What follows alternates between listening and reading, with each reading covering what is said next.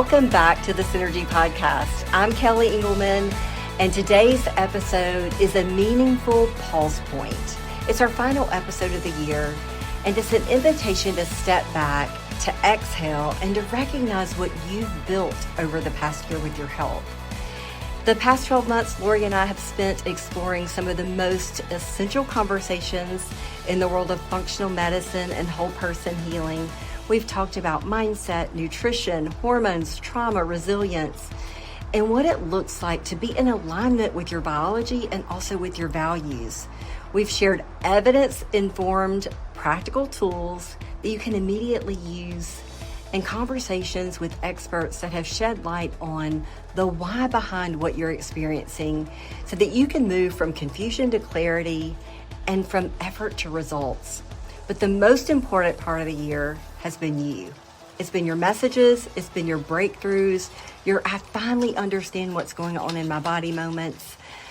Those are the real outcomes. That is what keeps Lori and I coming back year after year. It's a true reminder that education is not just information, it's transformation. When education meets the right timing, the right support, the right next steps. So today we're doing something a little bit different. We're revisiting the most impactful, the most replayed, the most shared moments from the past episodes. As you listen, pay attention to what shows up for you now, because wisdom is seasonal. Sometimes the same truth arrives with new power. When you've grown, when you've healed, when you're finally ready to hear it differently. And I want to thank you for being a part of this community, for showing up with curiosity, for thinking deeper, for honoring your boundaries, and for choosing integrity in your health. Next year, we have so much coming that will expand on what's possible for you. And I cannot wait to continue this shift of work with you together. Right, who doesn't want that? One peptide, or actually I would say a couple peptides that I think are long-term foundational, are going to be addressing the skeletal muscle and bone density. And that's where I think we think about things on the natural discovery side. An ingredient comes to mind, PeptiStrong. PeptiStrong, through our collaboration with Noritas, this is the AI finder. They've cataloged over 9 million peptides. Now has 3 human clinical studies published. But PeptiStrong is there to activate muscle protein synthesis, modulate fast and slow twitch muscle fibers. It's going to help reduce inflammation induced by exercise, also improve bone density, improve strength, performance, and recovery, right? Who doesn't want that? And so we're seeing the flexibility of these peptides to modulate regardless of where we're at in our age trajectory. And that's what's exciting, is that we're not in a corner with just one demographic. And I'm sure you may be seeing this, but we're certainly seeing 30s, 40s, 50s, 60s people having early stage cognitive decline, whether that, whatever that looks like, or mental health issues that's, driven in the same area. So that's what I'm working on right now. We've got about 50 clinics that are using the software. It's called True Neuro. And the goal, if I said in 5 years' time, I think that precision brain health should be delivered in senior living centers. And I think that actually that all the incentives exist for that to happen. It's just that it has to be organized in a way that's not as crazy as the current way that functional medicine is practiced, with like all the labs from different companies and all the numbers hard to understand, and then the synthesis of all the data. We don't have a decade. Yes. So how do we synthesize the data? How do we organize the data in a way that can clearly say this patient, it's mainly mold with a little bit of metabolic inflammation and a little bit of hormonal issues, and based on what we see from other phenotypes who are similar to this, we're going to recommend that you do this, this, and this. And it could even be like a large language or a small language model eventually. Right now, it's set up to help clinicians like you, take on brain health patients and be successful. But our hope is that eventually any clinician can use it, but it will be built on the first database that actually is tracking the reversal of cognitive decline. The challenge is that people are buying these GLP-1s on places that they're not knowing where they're coming from in many cases. They're not being dispensed them through a practitioner who's being diligent in monitoring those things. So I had to say that. I had to interrupt that because our consumers and our listeners need to hear that.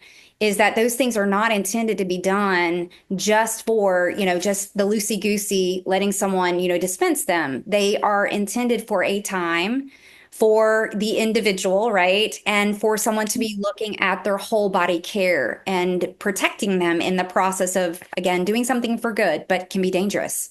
But as a result of that, many providers of care have not necessarily been trained to, number one, recognize it and for sure treat it. Mm-hmm.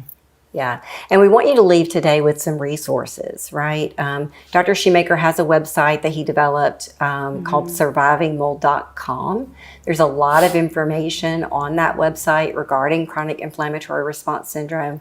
You can find links to a lot of the research that's been done that supports this diagnosis. And you can also find a map of providers that treat this diagnosis. And I think that's really important. Because you can give all the estrogen you want. You can give all the progesterone you want. You can give whatever you want. But if you're not paying attention to cortisol, it will backfire on you, because cortisol will always win, no matter what. Because if it doesn't win, you're in the woods and the bear is eating you. It doesn't have an option. So how does that show up for you in counseling, and how do you help someone kind of bridge that gap? Oh, yeah. Well, I feel like the modalities like brain spotting, and I do IFS and somatic work. So I feel like it's the lens I see things through. So whether I'll tell a client, whether you recognize or feel your emotions, they're there. They're neurological responses. And so it doesn't mean we don't have them. It just means you're disconnected from them. So I kind of set that framework up from the beginning. You kind of have to tease out the root cause of how did we get to this place of fatigue? Is it just overall malaise societally, or is there something specifically going on? So that brings us into the mitochondria for sure. So the mitochondria, if you remember all the way back in, I guess, 8th or 9th grade biology, the powerhouse of the cell. So we've always thought about it just as ATP production. And we think about it living in the cell, but we don't realize that, our mitochondria health dictates how we're able to show up. And I was just reading an article about mitochondrial attrition in the brain, like the loss of mitochondria as we age and how it affects our cognition.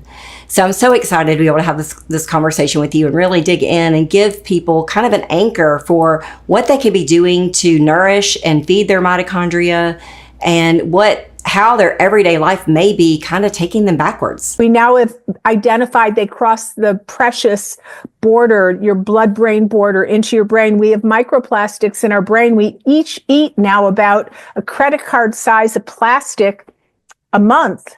And it's traveling into our organs, into the placenta, into everything. So how can you minimize plastic, without going crazy, because we live in such a plastic society? But brushing your teeth, you brush your teeth with these little teeny pieces of plastic. So I now use boar bristle toothbrushes that I get on Amazon, and not microwaving food in plastic, and trying to purchase as much as you can, like ketchup and mayonnaise, in glass. And if the stores don't have it, bug them. The squeaky wheel makes a big difference. And I will say this, I have several dentists in my practice currently that I'm treating, and all of them are super interested in ongoing education as it relates to environmental. And one of the things that I tell them is, I don't want you exposing yourself or your team. Mm-hmm. Think about all the things that you've been exposed to throughout your career. I want to make sure you're protected as the dentist, right? And that your team's protected, because you guys are exposed every single day. And so making those changes within the practice, they're not easy changes, but there's plenty of courses out there. Dr. Stuart Nunnerly, I mentioned him earlier, he does some training in his office in Marble Falls. Yeah. So dentists can actually go out there and get trained in some of these environmental techniques. So we count on you. Dental health is so important, and we need an environmental dentist on every corner, 100% for sure. Yeah. And as you say, we're stronger together, right? So I think it's funny, the things that we go to for connection, I guess is why I'm saying that, right? Mm-hmm. Yeah. And you know what? Own it. People get such a freaking hard time about it. I'm like, I check all my boxes all day long. I don't feel bad at all. I mean, I just whatever it is that's going to fill your cup, as long as it's not hurting you or someone else or illegal, but just own it. Whatever that looks like for you, own it. Who cares if you binge watch a show every night? That's fine. I would have to say categorically, they are the most stressed out people, especially especially in the last few years. So what do you guys do to help dissipate that? Because I mean, it's a huge responsibility. I mean, you are in charge of people's money, right? You're helping them make huge decisions about their finances that impact the quality of their life ultimately. So what are some things that you guys do to help dissipate that stress and help you live the best life possible? Jason, I want to give kudos for you for really encouraging those boundaries in your workplace. It is so important. I tell my team all the time, we're playing the long game, not the short game. And we need to be mindful of the taxing effect that just dealing with other people's lives has on us personally, and honor that and take the time and set those boundaries so that we have time to recover and show up our best every day. Yeah, and I think one of the challenges is we are all very committed, to what we do, and there are times where you take that commitment and you use that as justification to not take personal time, right? Or not shut it off at 9:00 at night or whatever the case may be, and it just it doesn't work. You need that hard stop to recharge and have the time for yourself and your family, certainly. What about things like spirulina and chlorella? Is there any advantage to using things like that as binders and or gut support and or nutrient support in a whole food-based form? Yeah, absolutely. They help to improve detoxification. In fact, and another one that you'll often see in a mix with some of those that you just mentioned, you'll often see cilantro show up. Yeah. And some of those too. And I was fascinated. I remember reading some agricultural literature some years back, and they would plant the cilantro next to their other crops because it was so effective at pulling the arsenic out of the soil. So it would spare like the tomato or whatnot from concentrating the arsenic. So it's so good at detoxing and binding it and grabbing it. It's even a strategy that's used agriculturally speaking now. So Jim, Lori and I in our practices, I think back to 10 years ago, we kind of pulled together and developed a gut protocol around restoring the gut microbiome prior to or in addition to using hormone replacement therapy. Because what we learned was the patients that were inflamed and had unhealthy guts did not do well on hormone replacement therapy. So we have worked together in creating a protocol that we have implemented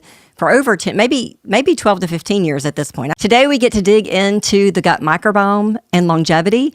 And I would love to sequester this conversation to our 55 and over population. But honestly, what we know about the gut microbiome is it starts really in utero.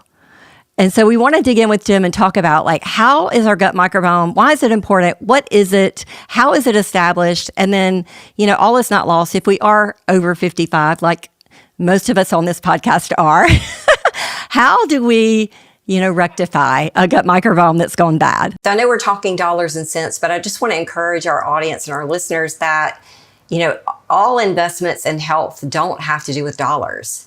It costs nothing to go for a walk, nothing to go put your feet on the ground and breathe in the air, right? It costs nothing to have a good conversation with your friend to offload some stress. So think about it not only in dollars and cents, but think about it in time. Are you budgeting enough time to truly care for yourself in a way that's going to pay you back? So I love the dollar and cents talk, but I want to make sure we're looking at our health comprehensively too, in a way that is going to, like I said, it's going to pay us back long term. So those little things over time do matter. Yeah. Those little warning signals that we oftentimes just brush off, like I'm just tired, or it's been a long day, there's been extra stress, and we don't really say, hey, my body's talking to me and I'm not listening. Or even the back injury. I was like, wow, I hurt my back. I need to stretch more. And it was that's true. I didn't need to stretch more, but that wasn't what was going on. There was a deeper issue. Yeah. So I've heard you say, we live in an inflammatory environment. And I think that we underestimate that oftentimes as Americans, especially.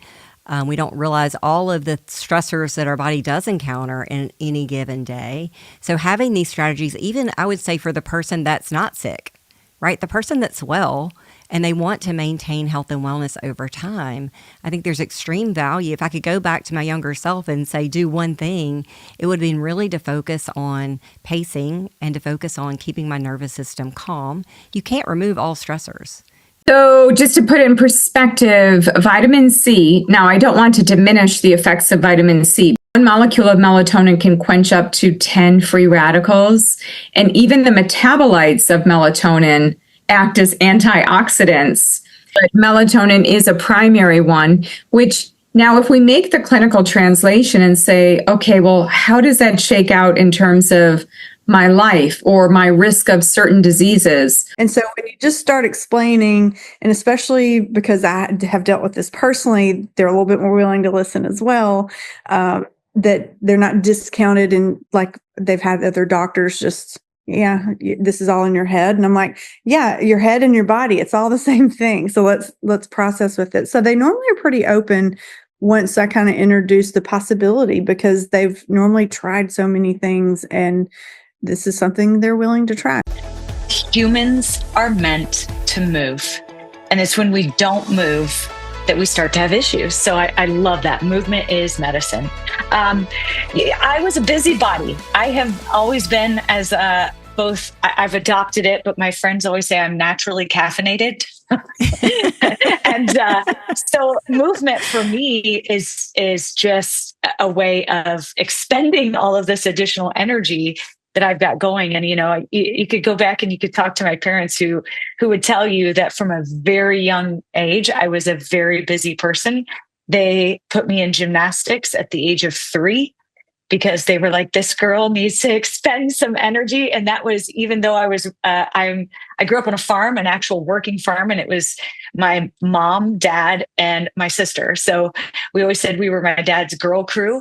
And so I worked on the farm from the time when you walk, you can work. So movement for me is just a necessary part of being. And I've always found joy in that. Dance, movement, whether it is more as people think of structured exercise, I like that too. But I just like to move. I love what you said about normalizing the conversation, because I do think that some of us grew up in a period of time in which those things were just not talked about. And I'm happy to see our younger generation being willing to have those conversations. And I don't necessarily think it's an age thing. I think it is more well accepted, but we do have to create a environment that it's not taken personal. Right. It really isn't, because it's not. It is a season to which we're going through, and taking it easy on yourself, and recognizing that too. There's nothing that can be done about it, right? Just wait until you need dialysis. So what would you say to that? So I used to believe that till last year. Okay. So it's a myth. Once you have stage 4 or 5, your kidney function is not reversible. That is true, because it causes fibrosis in the kidneys, and the loss of function is usually not reversible. But you can still optimize your kidney so that you don't end up on dialysis tomorrow, and it will delay the progression of kidney disease if you optimize your health. I encourage clients to be bored. Figure out how to be bored again. Okay, so this is really funny, Melanie, because we have a video, Lori and I have a video that she's telling a patient if they're bored, it's because they're boring, right? That was when we didn't know. Because they're complaining of food, right? They're saying, about my food, I'm so bored. Like if I eat one more piece of chicken, I feel like I'm going to have wings and blah, blah, blah. And I'm like, well, if you're bored, you're probably being boring. So I said, you saw me sit back and posture like, so you're telling us to get bored, right? And every time we pick up our phone, have you ever picked up your phone and you're not really sure why you picked it up? You're just like, it's just a natural, you're going for a dopamine hit. And it's like, the more we do it, then the more we become, we've got to keep doing more and more to get it. And so we kind of become resistant to the dopamine hit that we get. And it pains me to see in the fertility field that siloing of PCOS as an issue solely related to fertility, when in fact we know this is a metabolic issue that's going to affect this person for the rest of her life and possibly her progeny, her children and her grandchildren. So because our, we are the result of our grandmother's eggs that were in her body and when our mother was in utero. So, and we can make that shift now. And again, that's where I feel almost like an activist. Like I feel it's so empowering to say, if you make this change now, you're literally changing the future of health. Not for just one generation, right? For 3 generations at least. We're changing the trajectory of that health. And so it is so impactful. It's an intrinsic nutrient and antioxidant that the body can make if we have the cofactors to make it. So let's talk about glutathione. Yeah, I love glutathione. It's a major intercellular antioxidant for the body. And in terms of the detox piece, we think about the liver, and it's very nourishing to the liver. But you also brought up things neurologic, and I think that that's fascinating as well, because the brain really concentrates and needs high levels of glutathione. In fact, when we think about things like anxiety and depression, most of us would think about a neurotransmitter, and maybe that neurotransmitter too low, something like serotonin. But we've got OSHA saying that 50% of our buildings and 85% of our office buildings have got water damage and water exposure. 24% of people working in 50% of the buildings. Well, let's see. 50% of the U.S. is 160 million people. 25% of those is 40 million people. How many million people are diagnosed with fibromyalgia?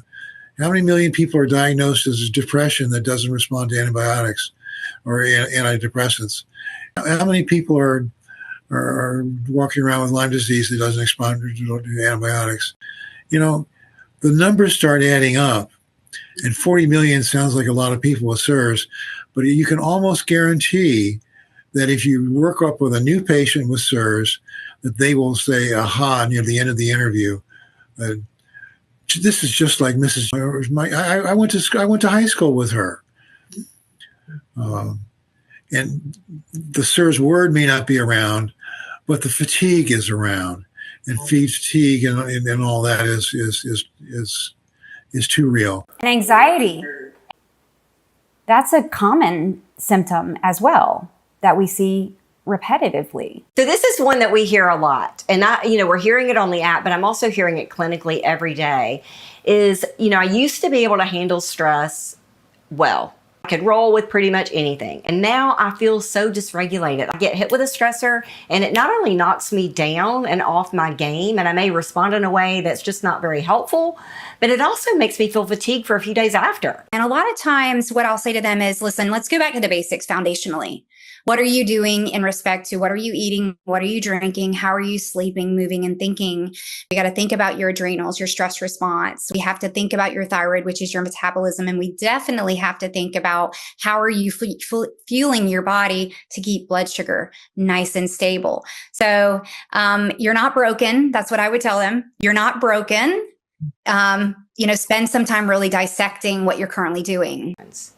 And if we keep those adrenal glands nice and healthy by protecting our sleep, getting adequate protein, controlling our blood sugar, moving our body, all of those things, then we tend to rock through sex hormone shifting quite well.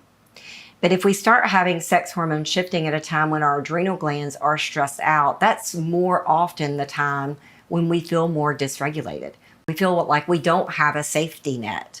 And in fact, you don't have a safety net in that situation. There are actual chemicals in your body being released that are damaging your body, damaging your tissues. The catecholamines like epinephrine and norepinephrine, they're causing vasoconstriction, making your blood pressure go higher because you're stressed. It's not just an emotional thing. There is a physiologic response occurring when you are stressed. So understanding how to mitigate stress, what type of stress mitigation techniques, whether it's breath work or yoga or Tai Chi or whatever it is that works for you, understanding how you need to take advantage of those things to improve these stress hormone levels that are elevated that can cause damage. Yep. So oftentimes we become the average of the 5 people we hang around, right? So choose wisely, guys. Choose wisely. I'm lucky because my best friend is a functional medicine provider.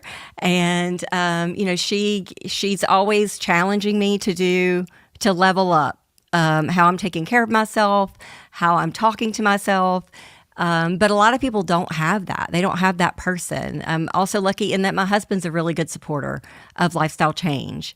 So what do we say to people that don't have their top 5 people that are supported in their health and wellness journey and they're just getting started? So 2,700 cherries to get a modest physiologic dose of melatonin. So what about tart cherry? A lot of people are touting tart cherry at bedtime. Does that have any mechanism of action for melatonin production? Now, most fruits, seeds, nuts, especially the reproductive portion of plants, contain some level of melatonin. So some people say, oh, I'm sleeping better because I'm taking tart cherries and that helps me with melatonin and because it's supplying melatonin. But actually, if you look and calculate how much you would need in the way of tart cherries, I mean, it's not a standardized amount, right? You don't know how much you're getting in tart cherry juice. That's not on the label. And we know that plants are very unpredictable based on their growing. I did a calculation in the paper that we published in the Nutrients Journal, and I just took a paper, identified a general range of plant melatonin in tart cherries. And of course, there are different varieties, so even you have that. But what I calculated was in order to get 0.3 milligrams of melatonin, you needed 2,718 cherries. Wow. And I remember that number just because I get the question all the time. So 2,700 cherries to get a modest physiologic dose of melatonin. Yeah. I think cherries as a food is incredible because of the polyphenols. Because I just want to highlight what you said, those list of symptoms, because Lori and I are seeing this in our practices right and left. So young guys, 20 years ago, we didn't see this. 15 years ago, we didn't see this. Even 10 years ago, we didn't see this. But we've got young, healthy guys. They look like they just stepped out of a magazine. They're fatigued. Their labs they have low sex drive. They're not performing the way that they want to perform. They're frustrated, and their labs are a mess. And so this has not just happened to people that have overtrained, right? Like in the Navy SEAL world, I would think a lot of that was overtraining, right? But this is happening in just mainstream day-to-day people that are just not able to compensate anymore. Right. And I even think post-COVID, we're seeing more and more business owners that are this way too. So this common denominator of these overachievers, high performance. Yeah, I mean, my private clients now are run all over the spectrum. Most of them are entrepreneurs and C-suite kind of guys. We need a diverse gut microbiome. We need lots of different fruits, vegetables, polyphenols every single day. You have the power to shift your gut microbiome in one day. Let's get it done. In January, your membership fees that you would pay to a direct primary care clinic can be paid pre-tax, which you asked me at the beginning, what's the biggest issue that holds everything back? And maybe we should just finish with this. I think if everyone listening to this, whether you're a patient or a doctor or a practitioner or whoever you are, you could recognize that the insurance companies and the pharmaceutical companies have way more control over medicine than they should. And ultimately, you might also agree with me that really the only two people that matter in medicine is the patient and the practitioner, right? Because the patient is actually the one who's the most important, patient-centered care. So in this legislation that comes out January 1st, basically insurance and pharma can both get kicked out at the same time. Because ultimately, if you're a practitioner and you are licensed to practice medicine in your state and you can have a direct relationship with a group of 400 patients, you can decide the standard of care. You don't take insurance and they can pay for it with pre-tax money. So it's a once in a generation opportunity to realign the finances of medicine, and primary care is the most important thing. If you have high quality primary care, the rest of the system, shrivels because you don't need as many of everything else that happens. It's really the most important thing. And so I think we have a once in a generation opportunity to transform medicine. But what it takes is practitioners and doctors to step into the responsibility for taking care of those 400 people directly. So this is a moment for all of us, and I think it's the most exciting legislation that's existed because it allows a situation to unbalance what has been horrifically unbalanced for generations, which is the control of pharmaceuticals and insurance over medicine. Think of my patient, Kenneth. I know both of you read the story of Kenneth, who was a veteran, and he was in the gym lifting weights one morning, and he lifted more weight than what his muscle could endure. And so rather than grow his muscle, it broke his muscle. And he came into the emergency room with his bicep literally in the middle of his arm instead of attached to his shoulder where it should have been.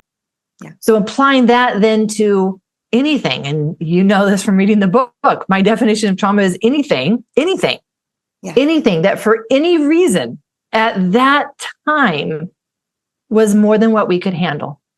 Yeah. And rather than being able to grow us, it broke us in some way. Yeah. And then that's why there's these lasting effects on our body, is because it wasn't just a stress that we can rest and recover from. It broke something. And once it breaks that, it needs a specific repair. And so it's hard when, how does this look where we can keep doing that, but the business can still run? Yes. Yeah. When you say yes, Lori, what do you think about that? Or yes, yes, we can relate 110%. I think when I look in the rearview mirror of the things, my greatest growths in life were the biggest obstacles or difficulties or circumstances. And when you reframe them as opportunities and you shift your mindset, and when that happens early, when the big things happened at, younger 30s and then happened, in the mid 40s, it's each time those big things happen, it's quicker to the point where you can say that, okay, this is what opportunity are you trying to teach me in this, right? Wearables are obviously more accurate, but wearables are not nearly as accurate as they portray themselves to be, right? Sure. So because it's an algorithm, it's working off of an artificial ideal. And so people will come to me like, I can't get 100% on my sleep score. Like, right. You're not supposed to. That might not be right for you. It's like, well, your perfect night's sleep might be an 80, right? And, right. And you could even have a worse night's sleep that's maybe a 90. So it's a useful tool as long as you're not using it as the end all be all, right? As long as you're not saying, as long as it's not stressing you out even more. Yeah. Right. And a ton of people do. Like a ton of people, like, I don't think I got enough deep sleep. Like my REM sleep was this and my deep sleep. And it's like, I can't do anything about that. Neither can anybody else. Like all we can do is improve your sleep to where you're getting the best sleep you can possibly get. And that ratio is going to be what it's going to be. There's nothing I can say or do that's going to be, get more REM and do this and you'll get more deep. It doesn't work that way. Then that third step looks at the lifestyle changes and also some more advanced brain retraining techniques and re-engaging with joy. And then level 4 is when we start looking at our stress reactions and our parts and how we can maintain that equilibrium in our nervous system. So it's done step by step, gentle. And our program, we say, is a minimum 3-month program. Yeah. And so it is, a lot of people are used to saying, well, let me pop some pills, right? That's going to cure everything. Something goes wrong with the body, we pop some pills, that's the way it's done, whether it's supplements or, medications. But this really is an investment into your own health of a minimum of 30 minutes a day. Yeah. And I say to people, if we can't invest 30 minutes in our self-care each day, then we have got lost in the world. We've got lost in the doing. But we are not human doings. And so it was something that certainly took some time to uncover, but that's, again, why I think it's so helpful to have a professional counselor sort of guiding you through something like this. Mm-hmm. Giving you the space to process that, right? And so I just commend you as a man for, number one, your second call was to a counselor. Like, how many people do that? Honestly, I just think that's profound. And I think we should all be open to, like, who can I seek and get help from that's reliable and have a safe space to process out those emotions. So I want to say that. My partner and I, they asked us one time, what are the ways you feel most loved by the other person? And I never knew, like, just sitting over closer to Jim on the couch made him feel loved. I had no idea, and it was nice to know. Okay, well, I can do that for you sometimes. Yeah.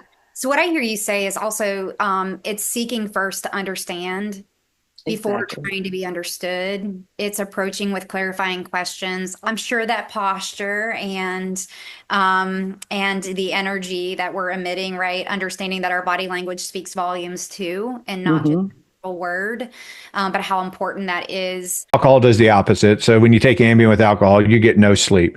And in fact, that's what I saw when I sent the SEALs in to get sleep studies.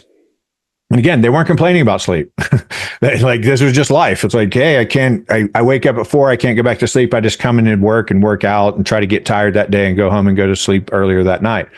You know, they've been doing it for 5 years, hasn't worked yet, but they're SEALs. They're going to keep putting their head down and running harder and figuring out how to do it better. And so, I said, well, every single symptom, like, I didn't think every single symptom would resolve, but I thought every single symptom they have could be correlated to this poor sleep thing. I'd have them do sleep studies. Their sleep studies came back 99.9% stage 2 sleep.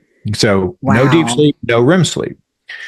Now, y'all have been practiced long enough to know how much BS there is in the medical literature, but academics would tell you that those guys would die, right? You can't survive that. You can't survive that way. Yes. They've been doing it for, 5-10 years. So it's like, you can survive. I don't know how, but you can.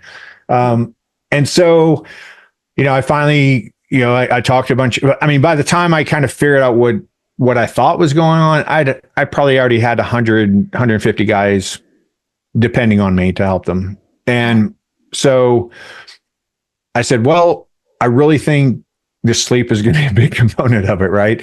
And there's a ton of resistance to that, because sleep is for the weak. You get sleep when you're dead. I don't like that. It's kind of like trying to tell a runner not to run. Right. Something like that. Right. And so I talked them into trying, and of course I couldn't just, take their Ambien away and say, suck it up. I had to give them something else. And so I went to like very traditional things like Cochrane database, PubMed stuff.